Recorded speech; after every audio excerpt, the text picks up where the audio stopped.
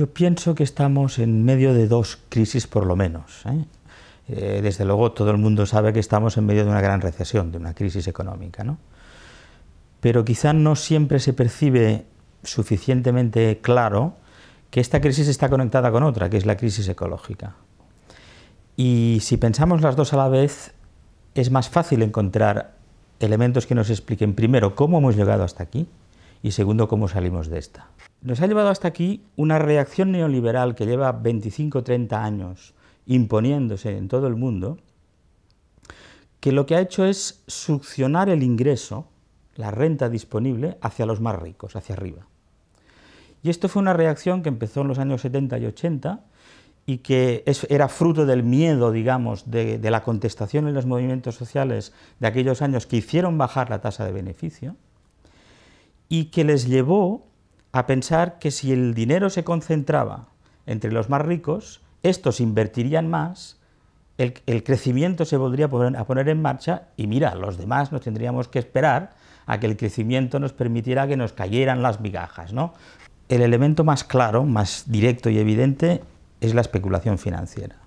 Y llevamos 20, 25, 30 años en el que el capitalismo que conocemos, el capitalismo de los países más desarrollados, ha evolucionado hacia un capitalismo de casino, donde las transacciones puramente financieras se han desarrollado de manera espectacular.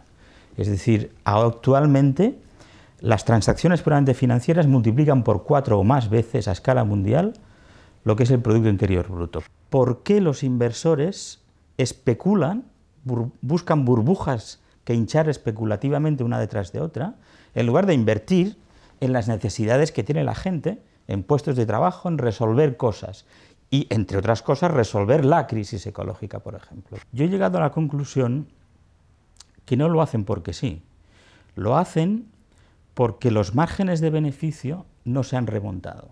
Lo que el neoliberalismo pretendía hace 25 o 30 años, con esa succión hacia arriba del ingreso, con políticas redistributivas al revés, ¿vale?, haciendo una sociedad mucho más desigual, ha fracasado estrepitosamente para relanzar el crecimiento como ellos querían.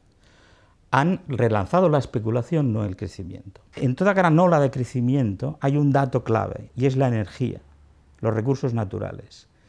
Todas las grandes olas de crecimiento han tenido detrás una inyección de energía barata. Y por eso estas olas de crecimiento económico han sido tan destructoras también para el medio ambiente, porque la energía era barata, los recursos naturales eran baratos, y por tanto lo que es barato no se cuida, se tira, se explota. Pero eso se acabó también, se está acabando. La energía del petróleo ya no es ni será jamás tan barata como fue. Bueno, y entonces, ¿por qué no invierten en energías alternativas?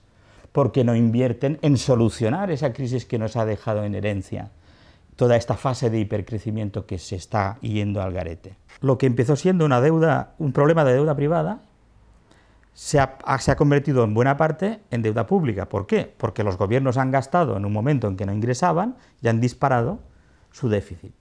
Y a continuación, ¿qué ha ocurrido? Que ese déficit se tiene que financiar. ¿Quién lo financia? Los mismos a los que hemos salvado, los mismos que gritaban histéricamente, salvadnos por favor. Ahora exigen recortes del estado del bienestar, austeridad en el límite, ponen condiciones para seguir financiando a los que les han salvado, a los déficits públicos que ellos mismos que se han originado con su propia salvación. Los gobiernos, la mayoría de gobiernos en el mundo, están padeciendo ellos mismos también una crisis de legitimación muy fuerte. ¿Por qué? Porque la democracia que tenemos está quedando triste, corta y alicatada y simplemente bloqueada en esta situación de crisis global en la que estamos. ¿Por qué? Pues simplemente porque los mismos poderes financieros que nos han conducido a esta gran recesión tienen acogotado el sistema de partidos políticos, o a su mayoría, a través de su propia financiación.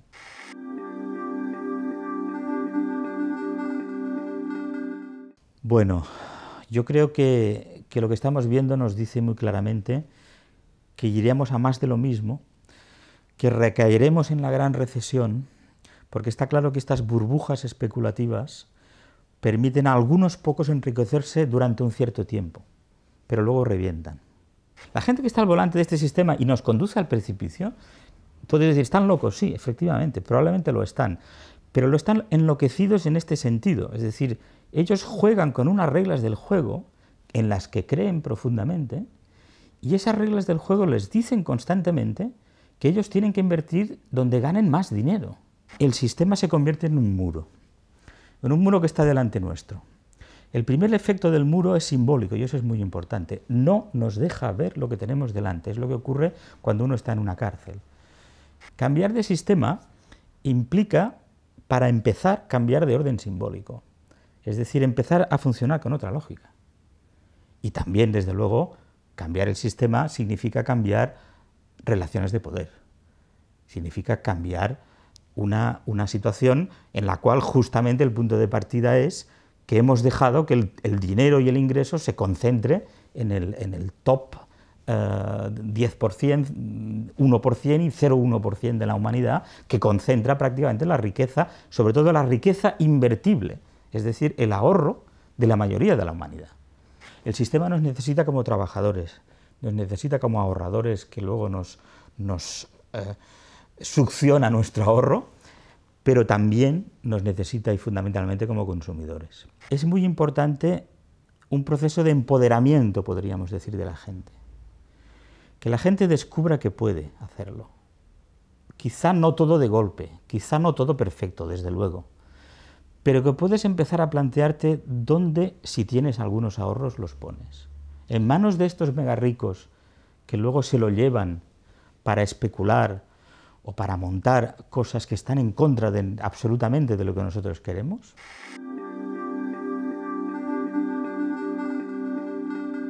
Yo hace tiempo que vengo dándole vueltas a una serie de estudios que señalan que esa lista de soluciones que el movimiento ecologista propone para la crisis ecológica tienen un factor común, y el factor común es que siempre se señala que crean más puestos de trabajo por unidad de inversión que las alternativas tradicionales, sucias y contaminantes, que pretenden sustituir.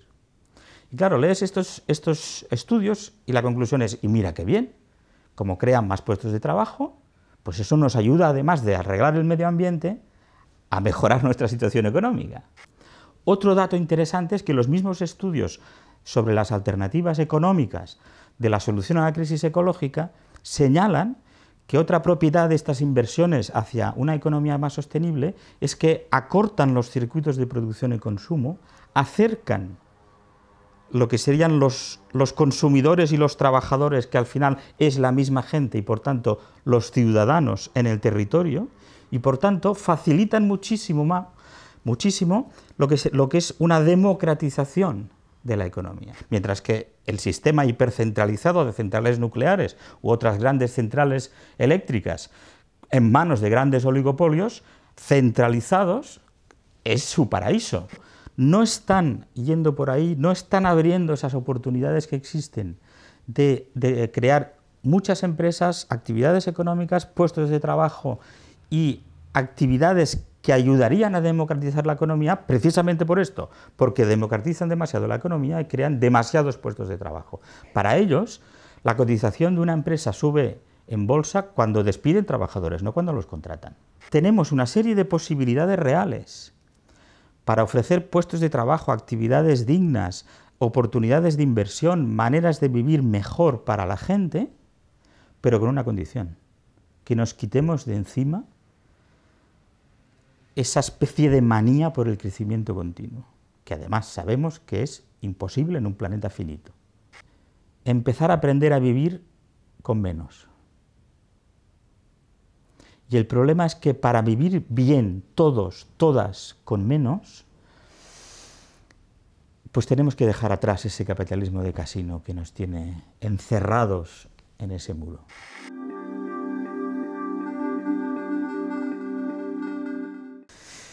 En una situación así hay serios peligros, sinceramente, de que salgan gente que quiera salvarnos a todos a través de dictaduras, a través de soluciones populistas cada vez más dictatoriales. Hemos visto el espectáculo de Berlusconi en Italia, pueden venir más y más agresivos y más dictatoriales. Ya los tenemos en Rusia, esta clase de cleptócratas que han robado la riqueza colectiva y que son auténticas mafias gobernando. Bueno, es un peligro real. Tenemos el Tea Party por ahí, tenemos los fundamentalistas de todo tipo por allá.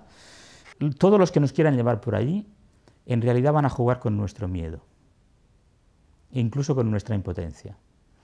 Cuando la gente se siente impotente y tiene mucho miedo, reacciona a veces muy mal. Y hemos visto otros episodios así en la historia. Para avanzar en el camino de democratización de la economía hacia una economía sostenible, equitativa, justa, compartible, habitable, en un planeta para todos, es muy importante que la gente no pierda los estribos, ni pierda los nervios, ni se deje explotar por el miedo.